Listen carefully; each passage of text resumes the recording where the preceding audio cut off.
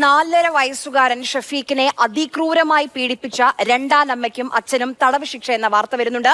പിതാവ് ഷെരീഫിന് 9 വർഷം കഠിന തടവും 1.5 ലക്ഷം രൂപ പിഴയും വിധിച്ചിട്ടുണ്ട്. രണ്ടാനമ്മ അനീഷയ്ക്ക് 15 വർഷം കഠിന തടവും ഇടുക്കി 1-ാം ക്ലാസ് മജിസ്ട്രേറ്റ് കോടതി വിധിച്ചിരിക്കുകയാണ്. ഈ കേസിൽ പ്രധാനമായിട്ടും ഒന്നാം പ്രതിക്ക്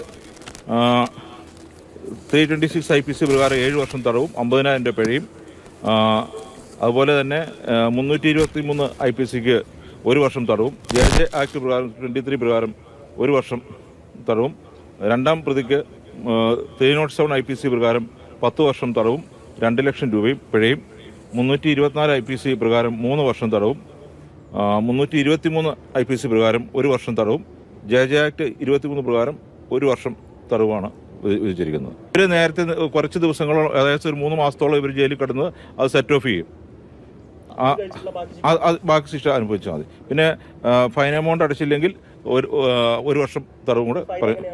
ഫൈൻ 2 ലക്ഷം രൂപ ആണ് ഫൈൻ രണ്ടാം പ്രതിക്ക്, മറ്റേ ഒന്നാം പ്രതിക്ക് 50,000 രൂപ ഫൈനുമാണ്.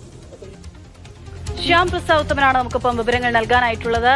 ശ്യാം, ഈ ഒരു വാർത്ത, ഈ ഒരു സംഭവം എന്ന് പറയുന്നത് നമ്മളെയൊക്കെ അത്രമേൽ വേദനിപ്പിച്ച ഒരു സംഭവമാണ്. അത്രയും വേദനയോടെയാണ് നമ്മളൊക്കെ ഈ വാർത്ത കേട്ടതും ആ ദിവസം മുതൽ. കോടതി വിധി അത് എങ്ങനെയാണ്? പൂർണ്ണ രൂപത്തിൽ വിധിയിൽ തൃപ്തരാണോ പ്രോസിക്യൂഷൻ? തീർച്ചയായിട്ടും പ്രോസിക്യൂഷൻ വിധിയിൽ തൃപ്തരാണ് എന്നാണ് വ്യക്തമാക്കിയിട്ടുള്ളത്. കാരണം 11 വർഷങ്ങൾക്ക് മുമ്പ് കേരളത്തിന്റെ മനസ്സ് ഒന്നാകെ പൊള്ളിയ സംഭവമാണ് ഷെഫീഖിന്റെ ക്രൂരമായ മർദ്ദനമേറ്റ് ഷെഫീഖിനെ ചികിത്സയിൽ പ്രവേശിപ്പിച്ചത്. ശരീരത്തിൽ പൊള്ളലേറ്റ് അതോടൊപ്പം തന്നെ കാല് ഒടിഞ്ഞു തൂങ്ങി മസ്തിഷ്കത്തിന് പോലും വലിയ രീതിയിൽ പരിക്കേറ്റാണ് ഷെഫീഖിനെ ആശുപത്രിയിൽ എത്തിച്ചത്. ഈ ആശുപത്രിയിൽ എത്തിച്ച് തിരികെ ഷെഫീഖിനെ ജീവിതത്തിലേക്ക് കൊണ്ടുവരാൻ വേണ്ടി ഏകദേശം വളരെയേറെ പണിപ്പെട്ടു. ഇപ്പോഴും ഷെഫീഖ് 16 വയസ്സായെങ്കിൽ പോലും പൂർണ്ണമായിട്ടും ഒരു ആരോഗ്യസ്ഥിതിയിലേക്ക് എത്തിയിട്ടില്ല. ഒരു ആയയുടെ പരിചരണത്തിലാണ് ഇപ്പോൾ ഷെഫീഖ് കഴിയുന്നത്. നിലവിൽ ഈ അച്ഛനെതിരെയും അതോടൊപ്പം തന്നെ രണ്ടാനമ്മയ്ക്കെതിരെയും വിവിധ വകുപ്പുകൾ തിരിച്ചാണ് കോടതി ശിക്ഷ വിധിച്ചിട്ടുള്ളത്. ഇവർക്കെതിരെ ചുമത്തിയിട്ടുള്ള വകുപ്പുകളെല്ലാം തന്നെ കോടതി അംഗീകരിക്കുകയും ചെയ്തു. ഒന്നാം പ്രതിയായിട്ടുള്ള ഷെരീഫിനെതിരെ 306 വകുപ്പ് പ്രകാരം 7 വർഷം കഠിന തടവ്, 50,000 രൂപ പിഴയും ഒടുക്കണം. ഈ പിഴ ഒടുക്കാത്ത പക്ഷം 1 വർഷം കഠിന തടവ് അധികം അനുഭവിക്കണം. അതോടൊപ്പം തന്നെ 323 വകുപ്പ് പ്രകാരം 1 വർഷത്തെ കഠിന തടവുണ്ട്. ജുവനൈൽ ജസ്റ്റിസ് ആക്ട് പ്രകാരം 1 വർഷത്തെ കഠിന തടവ്. അങ്ങനെ ഒന്നാം പ്രതി ഷെരീഫിന് ആകെ 9 വർഷത്തെ കഠിന തടവ് അനുഭവിക്കേണ്ടി വരും. രണ്ടാം പ്രതി അനീഷയിലേക്ക് എത്തിയാൽ അനീഷ അതായത് 307 വകുപ്പ്, അതായത് കൊലപാതക ശ്രമം ചുമത്തിയിരുന്നു. അത് കോടതി അത് നിലനിൽക്കുമെന്ന് കണ്ടെത്തി.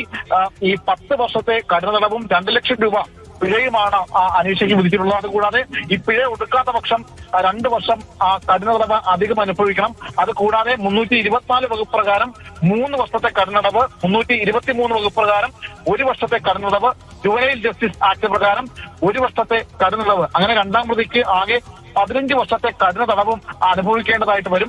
ഇത് ഒരുമിച്ച് അനുഭവിക്കണം എന്നത് സംബന്ധിച്ചുള്ള വിധി പ്രസ്താവം പൂർണ്ണമായിട്ടും വന്നാൽ മാത്രമേ അറിയാൻ കഴിയുകയുള്ളൂ. നിലവിൽ ഇവർ 3 മാസക്കാലം മാത്രമാണ് ജയിലിൽ കിടന്നിട്ടുള്ളത്. ആ 3 മാസത്തെ കാലയളവ് കുറച്ച് മറ്റ് ശിക്ഷ അനുഭവിക്കേണ്ടതായിട്ട് വരും എന്നതാണ് പ്രോസിക്യൂഷൻ ഇപ്പോൾ വ്യക്തമാക്കിയിട്ടുള്ളത്. എന്തായാലും കേരള മനസാക്ഷി ഒന്നടങ്കം ഇവർക്കെതിരെ കർശനമായ രീതിയിലുള്ള ശിക്ഷ കിട്ടണം എന്ന് തന്നെയാണ് ആഗ്രഹിച്ചത്. ആ രീതിയിൽ തന്നെയാണ് ഇപ്പോൾ കോടതിയിൽ നിന്നും ആ ശിക്ഷ ഉണ്ടാവുകയും ചെയ്തിട്ടുള്ളത്. ശരി, ശ്യാം പ്രസാദ് ഉത്തമനാണ് വിവരങ്ങൾ നൽകിയത്. ശ്യാം, ഈ വാർത്ത റിപ്പോർട്ട് ചെയ്യുന്ന ഒരു ആയയുടെ കാര്യം പറഞ്ഞു. നമ്മൾ ഇപ്പോൾ ദൃശ്യങ്ങളിൽ പ്രേക്ഷകർ കാണുന്ന രാഗിണിയാണ് ആ ആയ. ഈ ഒരു അപകടം ഉണ്ടായതിനു ശേഷം ഷെഫീഖ് ആശുപത്രിയിൽ നിന്ന് ചികിത്സ കഴിഞ്ഞ് വീട്ടിലേക്ക് മടങ്ങി അന്നു മുതൽ രാഗിണി ഈ കുഞ്ഞിനൊപ്പമുണ്ട്. ഇത്രയും വർഷങ്ങളായി ചികിത്സിച്ചുകൊണ്ടിരിക്കുന്നത്, ഒരു പരിചരണം നൽകിക്കൊണ്ടിരിക്കുന്നത് രാഗിണിയാണ്. ഇന്നിപ്പോൾ ഈ വിധി വന്നതിന് ശേഷം നമ്മൾ രാഗിണിയുടെ ഒരു പ്രതികരണം കൂടി നമ്മൾ പ്രതീക്ഷിക്കുന്നുണ്ട്. അത് വരും മണിക്കൂറുകളിൽ നമ്മൾ പ്രതീക്ഷിക്കുകയാണ്.